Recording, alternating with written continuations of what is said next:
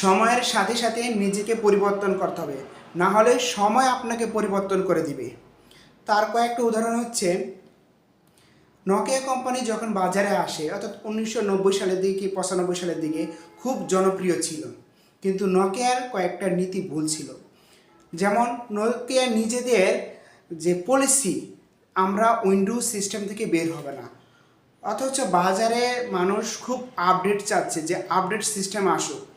কয়েকটা কোম্পানি, অন্যান্য কোম্পানিগুলো তাদের আপডেট নিয়ে আসছে, অ্যান্ড্রয়েড সিস্টেম নিয়ে আসছে, কিন্তু নকিয়া না, তাদের যে পলিসি, তাদের যে নেতৃত্বস্থানীয় ব্যক্তিবর্গ বলতেছে যে না, আমরা আমাদের উইন্ডোজ সিস্টেমটাকে আরও ডেভেলপ করব। তারা উইন্ডোজ সিস্টেমে পড়েছিল, পরবর্তীতে বাজার দখল করে ফেলছে অন্যান্য কোম্পানিগুলো। তো সময়ের সাথে তারা নিজেকে খাপ খাইয়ে নিতে পারেনি। তারপরে আসতেছিল সিটিসেল। সিটিসেলের একই সমস্যা, তাদের নিজস্ব যে নীতি, সে নীতিটা ধরে রাখছে। ম্যানেজমেন্টের উচিত ছিল যে কাস্টমার কী চাচ্ছে, কাস্টমারের চাহিদা কী সেটা বোঝা। সেই সিটিসেল প্রথম দেশে আসে এবং কি সবার একটাই phone, Citycell Nokia, Citycell Nokia.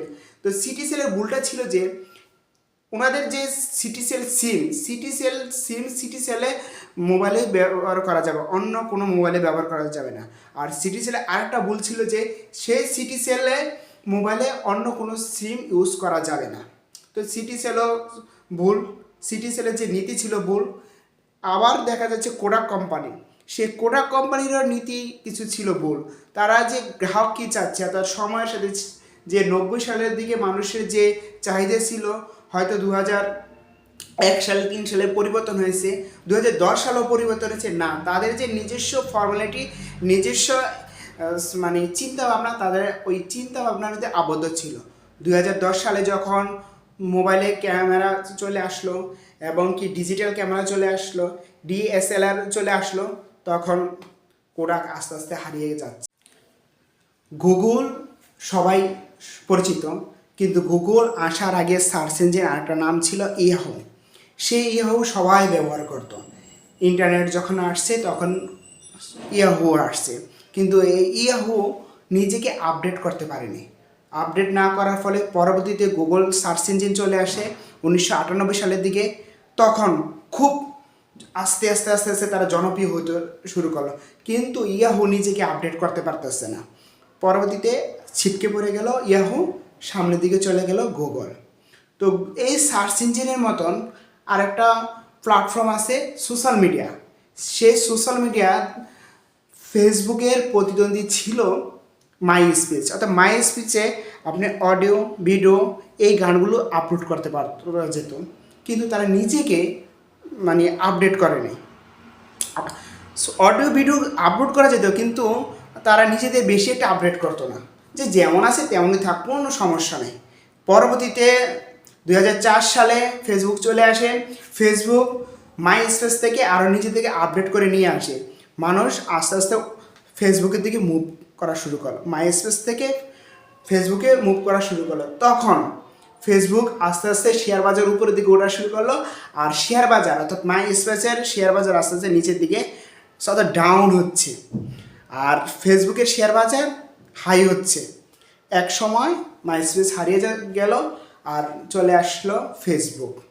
পৃথিবীতে এমন একটা কোম্পানি হচ্ছে যাদের কোনো পণ্য নেই, কোনো অফিস নেই, কোনো কিছু নেই, কিন্তু সারা বিশ্বে তারা ব্যবসা বাণিজ্য করছে। সেই কোম্পানির নাম কি? অ্যামাজন।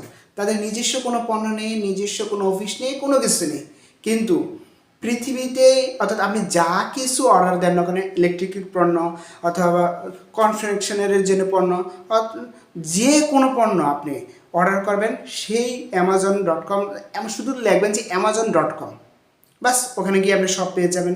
ল্যাপটপ থেকে কম্পিউটার, আইফোন যা আছে সব পেয়ে যাবেন সেই অ্যামাজন। দেখেন এমন একটা জিনিস তৈরি করেছে যে সে তার কোনো নিজস্ব কোনো পণ্য নেই, কিন্তু অ্যামাজন আপনাকে সব কিছু দিচ্ছে। এইটা হচ্ছে সময়ের সাথে সাথে নিজেকে ইউনিক করা অথবা আপডেট করা।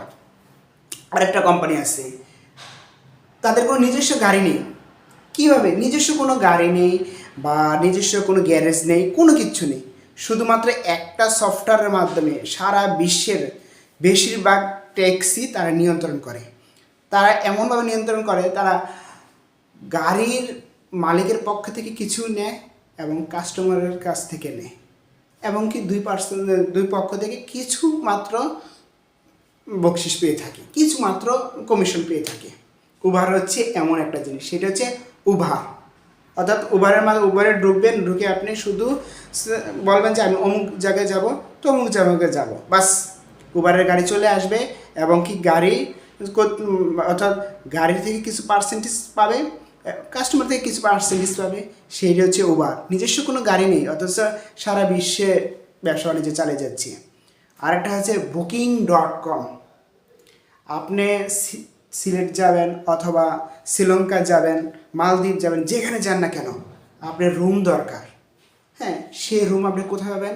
Booking.com-এ যাবেন, Booking.com-এ লিখে জাস্ট আপনার লোকেশনটা দিবেন যে আমি অমুক জায়গায় আছি, আমার একটা রুম দরকার, আছে কি না, অর্থাৎ খালি আছে কি না। হ্যাঁ, আপনার যদি খালি থাকে সে বলে দিবে, আর যদি খালি না থাকে তাও বলে দিবে। আর অথচ তাদের নিজস্ব কোনো ফ্ল্যাট নেই, নিজস্ব কোনো ভবন নেই, কিন্তু তারা ব্যবসা বাণিজ্য করে যাচ্ছে। এইটাই হচ্ছে ইউনিক, এটা হচ্ছে ইউনিক ধারণা যে কিভাবে অন্যের জিনিস কাজে লাগে তারা ব্যবসা বাণিজ্য করতেছে, বোঝা যায়। তো এই যুগে যারা নিজেকে পরিবর্তন না করতে পারবে, সময় তাদেরকে পরিবর্তন করে দিবে। তো যদি ভিডিওটা ভালো লাগে অবশ্যই লাইক করবেন এবং কমেন্টস করবেন।